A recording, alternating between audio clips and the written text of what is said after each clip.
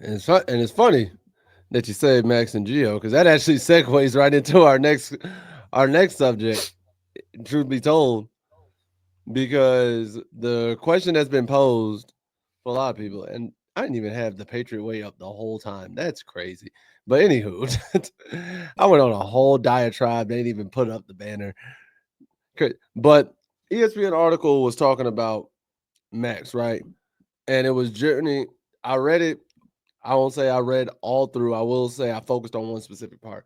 But the earlier part was focused. It encompassed his arrival at UNC, his playing, but then obviously when he suffered his leg injury last year, the rehab he went through, and then him coming back and having to deal with like the transfers and things like that coming in. And I was really focused on that because that's to me is the major point here. He Mhm. was he was the starting quarterback. He's the guy coming into he's the guy that's been here. He's the vet. You had the other vet that left for Purdue. So you're thinking, yeah, they got Bryce Baker coming in and they got Gio coming in, but yo, it should be Max's job to lose, right? Especially if you want just some kind of continuity for Belichick going into the season. You might want something simple, something continuity. And the first thing I do like the fact is Max, as he was going through rehab, and his rehab earlier this year was going slower than he anticipated. And UNC made the decision to bring Gio in. Here's what he had to say. He's like, I get it. You have to go in the portal. I didn't know if I was going to be ready. They didn't know. They asked me those questions. I'm telling them I'm going to be ready because I know myself. But it's tough from their point of view because it's like, okay, we've got to make a business decision. And I personally like that from Max because yeah, it's easy. It's easy as a player to get into your ego when you know, like, oh, I'm gonna be all right. I'm gonna be good. Trust me, trust me. But when the rehab is going slower than you want it, and you're not healing as fast, like it's easy to get in there and try to force something, and then you force yourself to come back quicker, and then you're really injured. But for Yeah, him to be like, nah, I understand. They had to make a business decision because if I'm not ready to rock, what's best for the team? Like what's the best thing like that can we do? and And that's a veteran decision that you make there because and we saw a perfect example of that last year. Once again, bringing Atlanta as an example with Kirk Cousins. mm, Kirk Cousins knew that's after that crazy. Saints game he was hurt. Everybody could see it. He knew it. He also knew that his ankle wasn't 100%. So on top of that, you're out here trying to force something to work, and you're making it look. Then you're making yourself look worse because it's not working. I I don't know as much with Kirk. I get it at the end of the season, but considering how ticked off he was at the beginning because Atlanta drafted Penix, I don't think he was. I think that was more so he had no choice. He had no choice because of how hurt he was. Because the way how salty he was with Penix, because you even told me that he was super Like, salty about like Penix getting drafted he was upset and that he got everything, and I'm drafted, like, and they didn't tell him they were going to draft him and until the so moment before they did it. and so I would say to me a better, slightly better comparison would be Bryce Young and Andy Dalton's situation last year because Bryce was the starter. Bryce was not playing well. Like I cannot defend how he played. He got benched, and all he could do was just be like, you know what? I'm not playing well. It sucks, but I am not playing well, and I can't do what I That's do. And so then, as Bryce learned, watched from Andy, and when Andy got hurt in that car accident, and Carolina had to go back to Bryce, Bryce took over and balled out. And you know what Andy did as a vet too? Andy said, "Nah, he doing his thing now. Bryce is coming to his own. Don't put me back in the game unless we really need to. Let us ride it out." well, that's a better example of of a good way to handle that kind of situation. The reason why I bring up Kirk in this situation is even Kirk admitted going into this spring that no, he handled that. He handled all of that from week 6 on. That 6 game losing streak, he handled that wrong. He even said he even admitted he handled that wrong. He's like, okay, maybe if I just went ahead and admitted, okay, I'm hurt right now. It's like, yeah, like you said, yeah, you had to make the choice of, okay, but like there's a chance that if I come out now, I'm never getting back in, which that's the risk you take. But at the end of the day, when yes, you were upset they drafted Penix, like Penix, I understand that. But with them drafting Penix, they already told you the plan was he wasn't supposed to start until at least 2 years into your contract. Or even was even supposed to be the risk of starting until 2 years into your contract because they were confident that you were good. Mm-hmm. Then when you're out here clearly making mistakes or clearly showing that you don't have the arm right now, and instead of being the vet that you know you are and saying, you know what, I'm more of a detriment to the team right now than a help, you kept pushing it and pushing it, and then by the time the switch got made, you're having to battle the last 3 games of the season for a playoff spot. When if you probably would have stepped out 3 games sooner, the team might have been in a different situation, and you still might have had your starting spot because you just being hurt for 3 games or 2 or 3 games could have been a major difference, but you pushed it. It made the situation worse. That's So you fair. weren't exactly in times of it, you weren't exactly thinking of it on a sense of what's better for the team. It's more or less what's better for me. That Like, makes sense. is this going to be better for me to sit this out, or okay, the team could possibly be in a playoff spot. Let me sit this out, recover real quick, and then when I'm good to go, we can finish this season out strong. Yeah. And Because so I feel like if he would have set 2 games out and legitimately let his arm heal back up, they might have been in a better situation come into the season. But yeah. And speaking of ultimately, healing, when we come back to Max, speaking of healing, as we come back to Max, afterwards, Max's leg did end up fully healing, like right after spring camp. He was able to complete all his summer workouts, like with the team and everything, no issues. And he was ready to rock for fall camp. And he was told he would be given a fair shot at the starting job. So Belichick comes out and he says, it's not us picking them, it'll be that player earning it. Then we'll decide on that. If it's clear cut, then the player will be the player. If it's not clear cut, maybe the competition will continue into the early part of the season. So he's not ruling out that whoever's week 1 starter is week 2 starter. He's not ruling that out. He's like, yo, and that's how I felt it was going to go anyway. Was okay.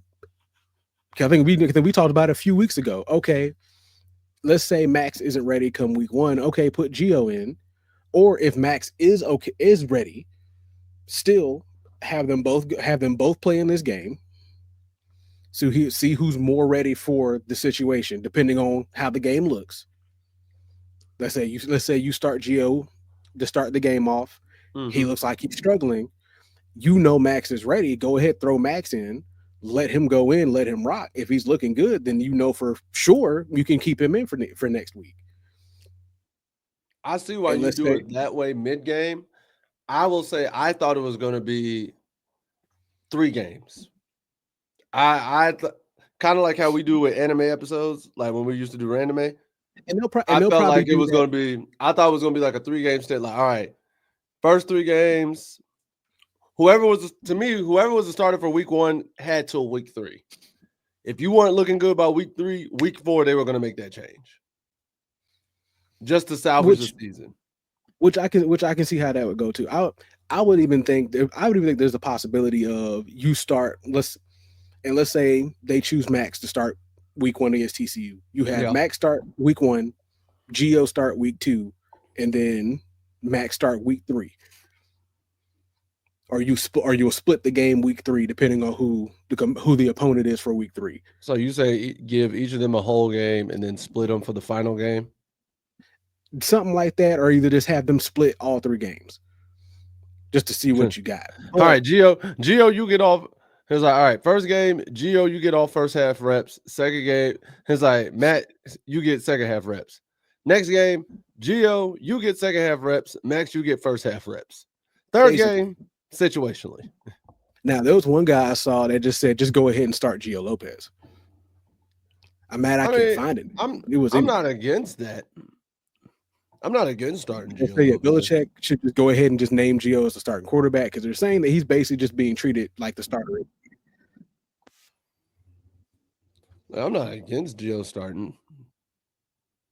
I just think it's one of those situations, unless it's clear cut, kind of like how Bill said, unless it's clear cut that Gio's that much better than Max, I gotta think Max has earned some amount of pushback to say, hey, I deserve at least a true shot game reps, like game time, game speed reps. No, I believe he has at least deserved that much. And to be honest, like I said, based off of however they're repping him out in practice, I still think you should start. I believe it'd be better to start Max off week 1. You told me Gio was going to start week 1. I was on the Max. I believe Gio's going to start week 1. I think it makes a little bit more sense when it comes down to veteran presence wise that Max should get the start.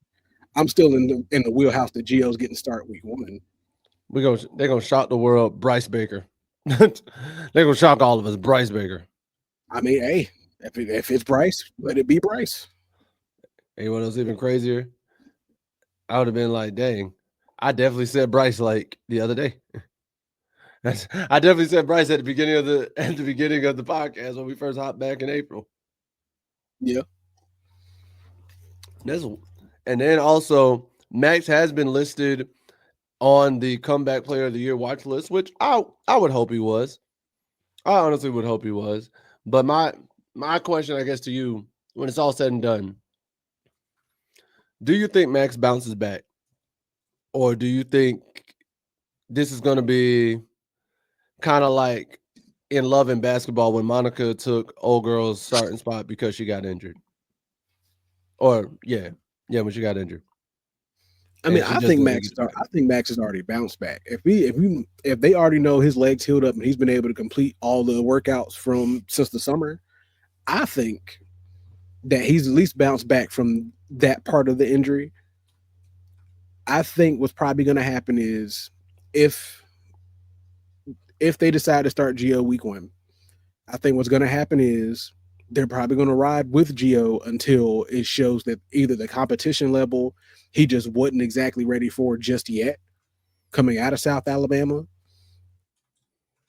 So they go back to Max because Max was, once again, he was previously an SEC quarterback where competition was high. And going to the ACC where he still showed that, okay, up until he got hurt, he could definitely run an offense and definitely get you down the field and make some production. Then Max is going to get all the burn he's going to get. And I'm pretty sure he's going to get the reins and probably never let it go. More than likely. I think if Matt gets it back, Gio and Bryce are just going to end up being behind him. Especially because it's his last year. Max is going to make sure he goes out on a high. Oh, yeah, because the only thing that's going to keep Max from, like I said, if he gets the starting job, the only thing that's going to keep Max from keeping the starting job would be the level of confidence in himself after getting hurt, the way that he got hurt. Like the show, like a bit of hesitance. That first game when he comes back, I'm going to be watching because I do think he's going to play within the first 3 weeks. I think he's going to make an appearance and play the first 3 weeks. I wouldn't even doubt him. I wouldn't even doubt he makes an appearance in week 1. Yeah, and the thing I'm going to watch the first couple drives is his pocket awareness and how jittery he looks ready to like take off from his blind side. Because if he's getting happy feet and starts rushing and starts getting out of sorts, that's going to hurt him. Because he's going to be afraid of some D lineman somewhere crashing down on him and him potentially suffering. Like let's be real. Anybody, any of us, you, me, any athlete, and you're playing that position, that's gonna be what you're thinking about. I'll admit, when I played QB in high school, I had a play where a dude hit me low on my knee, kind of like how Brady got hit that year Castle replaced him. Luckily, it did not like tear my ACL or anything of that nature. I was blessed, but I did hear my knee pop. I heard it pop. I was scared. Luckily, nothing. I could continue to play. But the rest of that game, I was absolutely more adamant and aware of if I saw a lineman crashing near my feet and like trying to avoid that. Oh yeah, you're more worried. Like you're worried about that happening twice. Like I said, nobody wants to get hurt like that more than once. And then so you're worried and you want to protect yourself and make sure you don't get hurt like that again. So you get a little jittery, you get a little more hyper focused when especially if you break a leg. You're like, yeah, no, I'm hyper focused on making sure I don't break this thing again. So I think if he gets a few like drives where he can just step into the pocket and settle in and get back to doing what he does, he'll be fine. Oh yeah, then he ain't going nowhere.